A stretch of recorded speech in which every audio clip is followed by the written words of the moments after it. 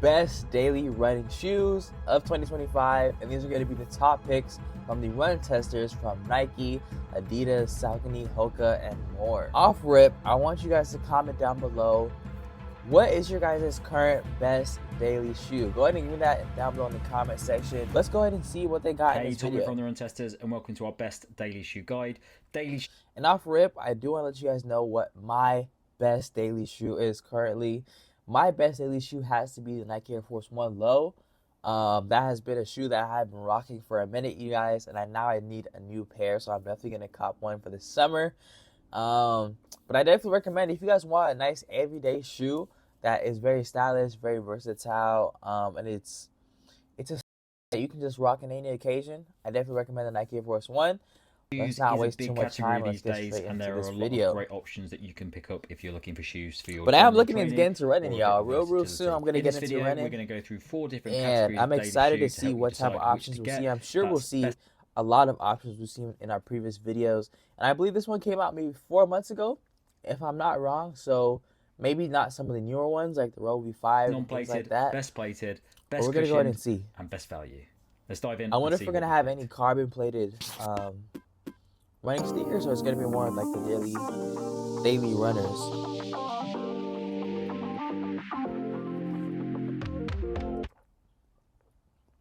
Because you're not supposed to run in plated shoes, are you?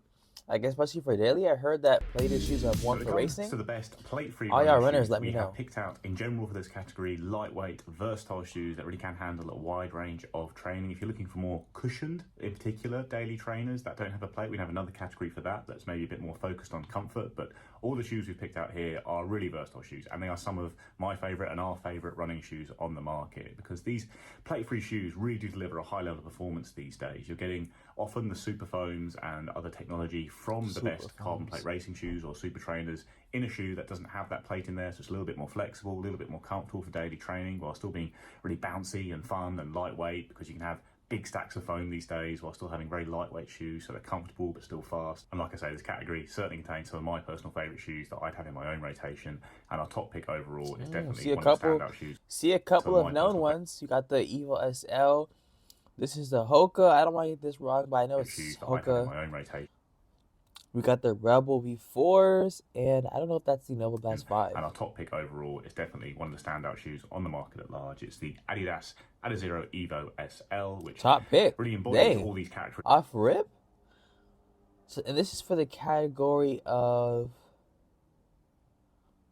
I think this is the non-plated, but I heard this has a shoe that's probably something pitched in a bit more as a speed shoe, but it's one that we've enjoyed for really a bit of everything, and it really just works so well as a daily trainer that you can just pick up and use for everything, and even racing as well. As a result of its design, the key feature of which is this big slab of Lightstrike Pro foam in the midsole. Now, this is Adidas's super foam that it uses on its racing shoes. The Lightstrike Pro foam that we have in the Evo SL is the one used on the Adios Pro 3 rather than the latest Adios Pro 4, which is actually better for a daily trainer because it's a little bit firmer, a little bit more stable than the foam used on the latest racing shoe, and probably a little bit more durable as well. And it looks really nice on feet, especially in that white. Enjoying using. I had got the black pair on my channel. I did a whole review on the black pair. Same thing, just different colors, but I do like the way the white pair looks a lot better. It's a very lightweight shoe. Like you can see it being more in lifestyle situations. As I have and run like fast 400-meter reps in it, and you're going to get a really nice punchy ride. And you've got that super foam in the midsole along with a small nylon shank, very small one. It doesn't rule it out of this category at all. Shank. I guess it provides a little bit of a stabilising agent, and that means if you're going to try and sustain fast paces in the Evo SL, it feels really good for that as well. And it's got a soft and comfortable enough ride that's very flexible as well, that you can just go and jog in the shoe and do your easy runs in it as well. And then the other elements of the shoe are well suited to daily training as well. You've got a pretty comfortable upper here, and the outside you've got continental rubber at the forefoot and clear rubber at the back, and enough rubber there that you're getting enough protection on this shoe to ensure that it will be pretty durable and grip well on wet pavements and that kind of thing when you're out there racking up those daily miles. And the only real concern you might have with it is stability, because you've got a medial side cut out, and the foam, while it isn't as soft as some super foams, is still fairly soft, so somewhat not like this shoe that much for easy runs. But yeah, we love it for everything, and it's really great value as well, especially in the UK. And yeah, just all round makes it an easy pick for us almost in this category. It's such a good shoe, and one we'd highly recommend, certainly if you're looking for a versatile plate-free daily trainer. And then we've got 3 other real crackers that we also want to look at in this category. The first of which is the Hoka Mach X2. This is one of my favourite shoes. Now, this is not as dynamic, as exciting as some of the other. Actually, I moved my face cam so you guys can see that stuff in the corner.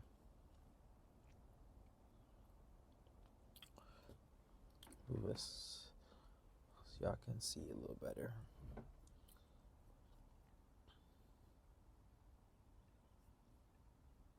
Plate-free shoes on this What list. y'all know You've got about the a Mach supercritical 6? EVA midsole, but it's not 'Cause the I best don't know foam anything really about going the here. Mach Hoka 6. has some Puma foams that it uses in its Mach X2 So the Super 160. Trainer and its racing shoes that deliver a bit more bounce, but you have got, you know, a nice responsive ride here, a really lightweight shoe, one that's got a lot of cushioning underfoot, and it is comfortable for easy runs and long runs. I've used this shoe for a lot of those. I use it kind of as my traveling shoe, as in I like the look of it, so I take it away. I can do every run in it when I'm away when traveling because it is a versatile shoe. Really comfortable upper, pretty solid outsole, pretty good value. Just, yeah, a really solid shoe. And you can even actually pair it up with a more aggressive plate-free shoe, something like the Evo SL. If you like lightweight trainers, it's exactly what I did when we did our rotations video talking about the shoes we'd have in a 3-shoe rotation. The Mach 6 is certainly another shoe to consider here if you're looking for maybe a more stable, plate-free, lightweight daily trainer. That's available at a really good price. And then we've got another good value lightweight shoe to consider, which is the Rebel V4 from New Balance. Ooh. Again, you're getting more stability here than you get with the Evo One of SL. the most comfortable Very lightweight sneakers of design. I think it's even 2024. lighter than the Adidas Remember, I had shoe. this And while the on my foam list. is not quite as impressive as the one on the Adidas shoe, I would say, you still have got a nice responsive ride here with a little bit of bounce and enough softness and cushioning. I have for never long seen runs. this colorway You've though. got New Balance's Fuel. Surprisingly, that colorway he has in his hand looks really, really good. Nice responsive ride here. I'm with a always little bit just of seeing bounce that and regular enough blue softness and colorway, but cushioning this right for here long looks really runs. nice. You've got New Balance's Fuel cell foam in the midsole here, but this version is a blend of Puma and EVA foams, but it's mostly EVA foams. But again, comfortable upper for daily training, pretty good outsole that has quite extensive coverage and it's quite a thick layer as well. So again, you're going to get good durability out of the shoe at a good price in just a lightweight, fun shoe that you can go out and do pretty much any kind of run in. And then we couldn't finish this category without mentioning the Asics Superblast 2, which is, you know, Oh, that was a slightly different Superblast, kind of not shoe. the These other ones we Novablast. mentioned, it's a much more expensive shoe for sure, but it's got a mega stack of foam here, which is the FF Turbo. This is Plus one that foam I in gotta the get on the A part channel, that's y'all. used on Asics' racing shoes. I've heard the it's really Sky high in Paris demand. series of racing shoes with another foam under to add a little bit more kind of durability and stability at the bottom of the shoe there. But what you've got here is an incredibly versatile shoe that is, you know, very cushioned and comfortable for long runs. It's quite a stiff ride, but one that I still enjoy on easy runs and lots of runners still enjoy for easy runs. And then it's so lightweight for its size. It's remarkable, Fire really. colorway. And you can still run fast in it. Like, you can go and do sessions in the shoe. Like, I personally find a slightly more nimble feeling shoe to be better for speed runs, but you can run fast in the Asics Superblast for sure. And it is good for holding a pretty fast pace over long runs. And one of the best long run shoes on the market in general, in fact. Nice comfortable upper, pretty solid outsole. Just, it's a lot more expensive than the other shoes we mentioned in this category, but there is a reason it's pretty much always sold out and so popular with runners. It's incredibly versatile, incredibly durable, just fun to run in. So yeah, Superblast 2 certainly worth looking at as well. Best plated So daily next up we've got the shoes. plated daily trainers. These are translating some of that super shoe DNA, the light lively wonder if we're gonna see midsoles, the some leverage of a carbon Vaporflies, or nylon plate some SC into shoes that are Elites. designed for more regular running, your more daily mileage. These tend to be geared towards faster training runs, but we also look for shoes Oh, what's that that? offer Hoka? plenty of versatility. We wanted running Forgot shoes the name here of that that can one, but I had it handle longer on runs in hand. comfort, not just be for your Mach all-out kind of X2? interval sessions. Now, it's a category that's seen a lot more competition with all the brands now pretty much offering some kind of plated daily trainer, some kind of super trainer if you want to call them that. Some of them go for carbon, some of them use nylon for the plates or an alternative. Most of them have upper details that offer a bit more comfort than you would get from your all-out race shoes. You might also get bigger stacks here in shoes that don't have to stick to that race legal 40mm limit. But broadly speaking, we've been looking for shoes that feel natural, can definitely handle moving up through the gears for your faster efforts, can handle tempo runs, even intervals, but also don't leave you out hanging out dry when you want to go slower. And so here's what we picked. So our top pick for the best plated daily trainers is the Hoka Mach X2. This is a There we speedy go, daily X2. trainer that delivers a really poppy, Very light energetic when I had ride, on in. thanks to a combination of a high stack of punchy, fast returning, dual density midsole. That has a top layer made from the bouncy Puma foam that you get in Hoka's carbon race shoes. You've got a P-Bax plate for the added propulsion. It's a step up on the Mach 6 from Hoka for faster training sessions. It can also be used as an alternative to the Rocket X2 or the Cielo as a racing shoe, particularly I think over up to the half marathon distance, or as a training partner for those super shoes. It works really nicely. Now, it's not the most forgiving shoe when you're moving your very, very slowest or your really heaviest, but it can handle easy paces. It doesn't leave you hanging out to dry, can look after you there as well. The fit might not be as easy, natural and comfortable as some of the other daily trainers out there. It's got minimal heel collars that are very racy, wrapping tongues. It can feel a bit snug. It can also, that heel can also cause sort of a bit of irritation, rub the skin. But that said, there's just about enough protection underfoot to cover all but the plodding miles. if you can get on with that fit. It's definitely a strong pick for everything up to faster training efforts and races up to the half marathon. I think all round we think this is a brilliant update from Hoka and one of the standout shoes of the past 12 months. So other shoes in this category that we felt were also good solid performers and worth a look include the Saucony Endorphin Speed 4, which I have here. This has always been a favourite on the channel. It's another genuine all-rounder. It offers a lively cushioned ride that feels light, full of energy, without any harshness or fussy business. The only thing I don't really like about these is like the look. It's kind of like the Brooks. It's like I like the technology and everything that goes in with the shoe, just like the look. And it pairs the comfort of a daily training with a propulsive ride that's more like a carbon racer. So what you get is a shoe that's fast, light, snappy and well balanced, with a natural fit and an easy, speedy feel.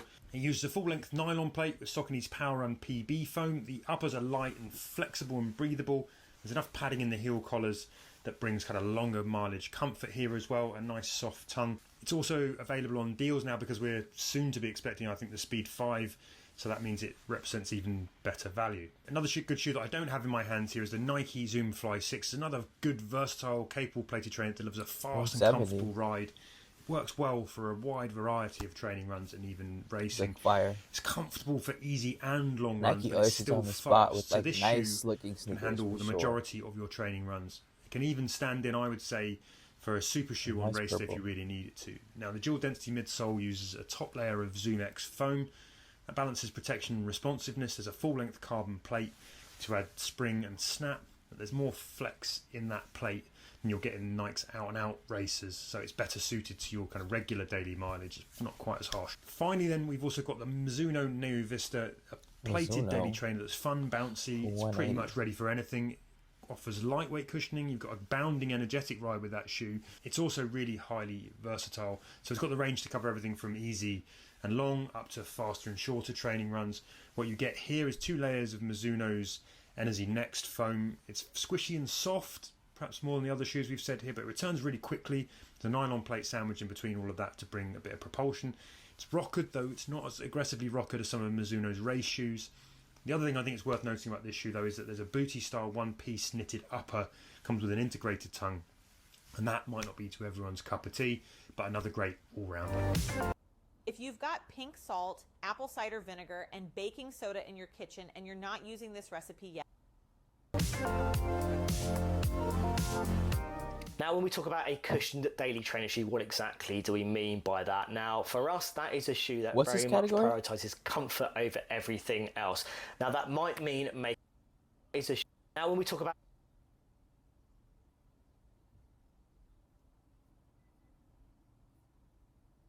another great all-rounder. Best cushion. Now, when we talk about a cushioned daily trainer shoe, what exactly do we mean by that? Now, for us, that is a shoe that very much prioritises comfort over everything else. Now, that might mean making sacrifices in terms of things like versatility, weight, but what you are going to get is a shoe that's going to be a good fit for your daily training runs, also your longer runs. It's going to be protective. It's going to maybe give you qualities and elements that are going to help you kind of really tick over that daily mileage as well.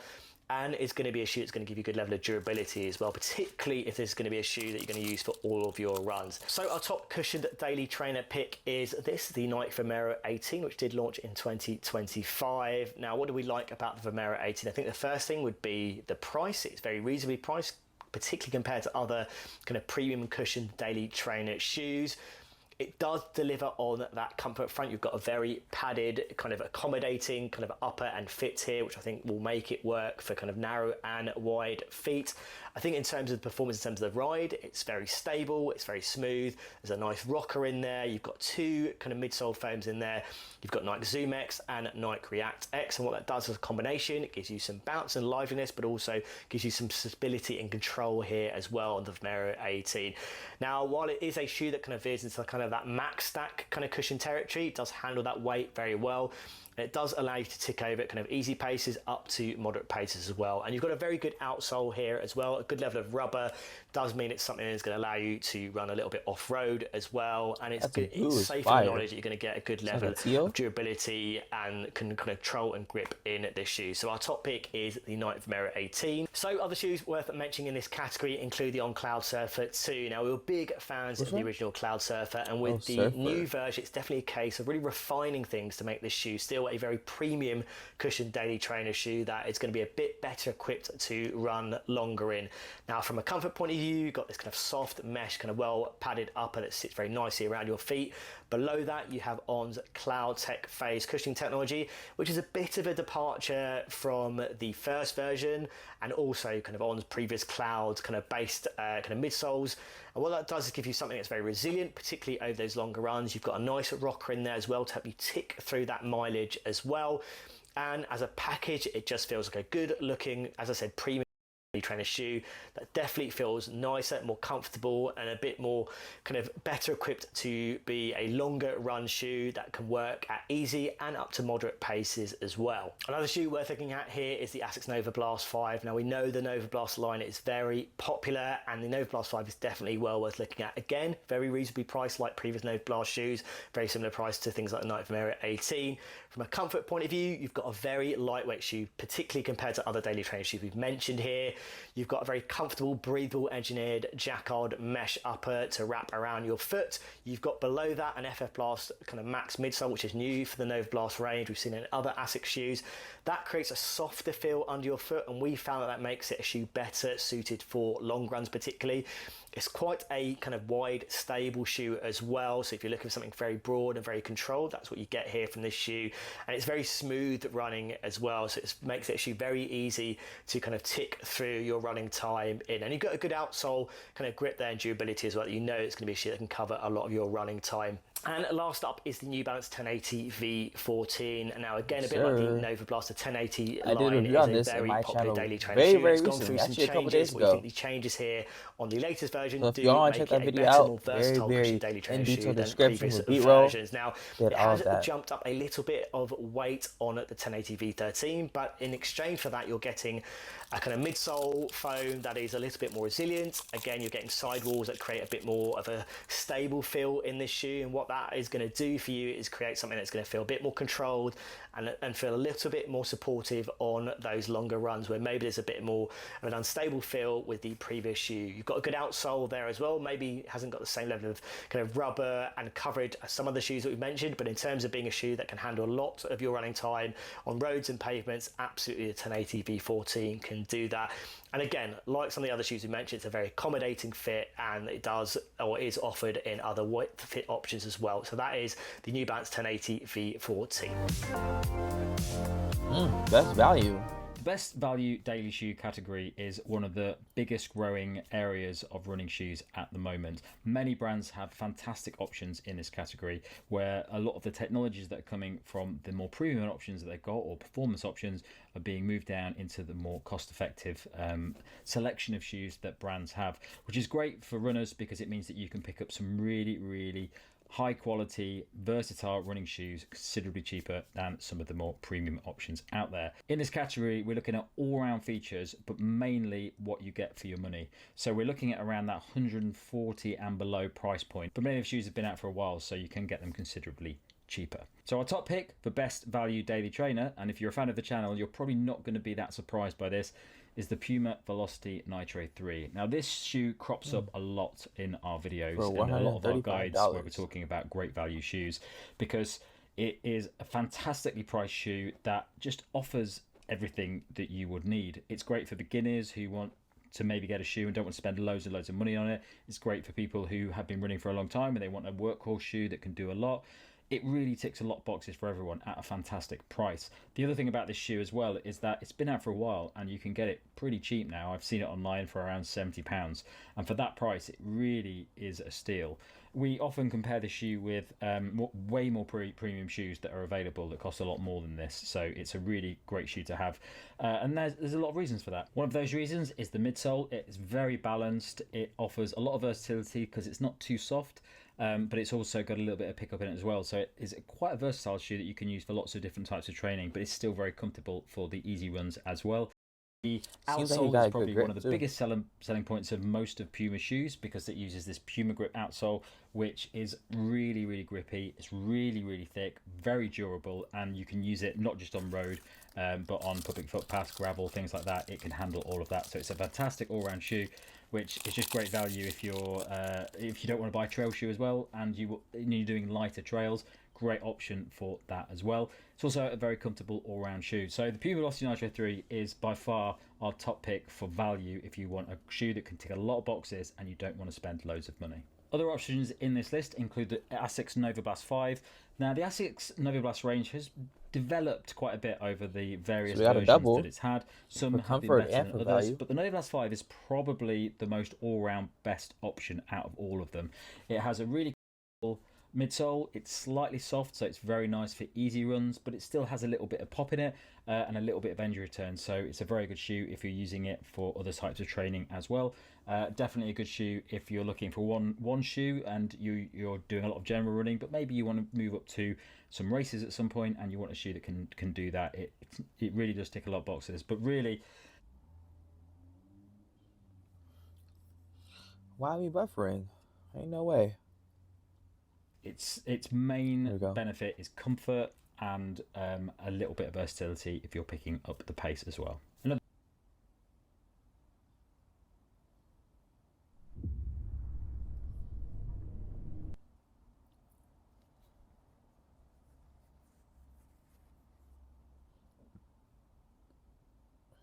Another shoe which I don't have here is the Nike Pegasus 41. The Nike Pegasus line has been a solid workhorse line for a very long period, and a lot of people like picking up that shoe just for ticking off the miles. The reason why it's so good, it has a very balanced midsole.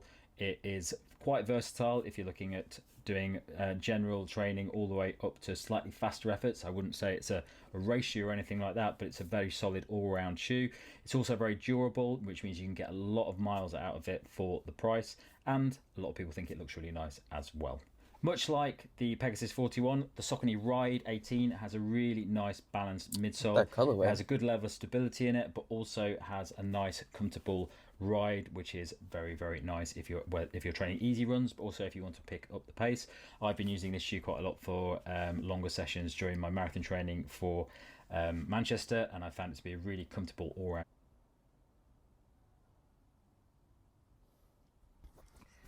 This internet is killing me. Shoe does a lot, and it's very accessible as well because of that nice level of stability you get in it, a nice level of cushioning. It's really accessible to a lot of people for a really good price. Finally, in this section is a shoe that we've talked about already, is the Adidas Evo SL. Now this shoe is a little bit different than a lot of the other ones on this best value list. The reason we've added it in is because it is fantastic value for what it does, but it might not be for everyone. For the price, you're getting a really, really versatile shoe that's very, very comfortable. It's great for faster sessions. You could probably even race this in this shoe because this Light Strike Pro midsole foam is really, really high performance, and I really like it for easy runs as well. It's not maybe for everyone when it comes to easy runs, but I think it really does tick the boxes for that as well. So it's an all-round fantastic option if you're looking for value and your training skews a little bit more towards that faster training. You want something that you can really pick up the pace in and race in as well. Really solid option, which undercuts a lot of great shoes out there. That's it from us on this guide. Thanks a lot for watching. Don't forget great video, you guys. To be honest, the one that I would consider probably one of the best would obviously have to be the Adidas Evo SL. I had this one in person. I actually had a chance to wear it, get a feel of it. I think it's a really, really good sneaker. The only thing I don't really like about it too much is the fact that the outsole is kind of like the grip isn't as good in like not perfect weather conditions, like whether it may be raining or the floor is maybe slippery or just things like that. But me personally, I like the Adidas Adizero. I probably would go white instead of black. You guys let me know what would you guys pick out of this list. And if you didn't like any from this list, let me know which ones you have currently or which ones you have your eyes on. But if you guys want to see some of these 6 best max stack running shoes, go ahead and click the video right here. And I promise you that'll be a great follow-up. I'll see you in that one.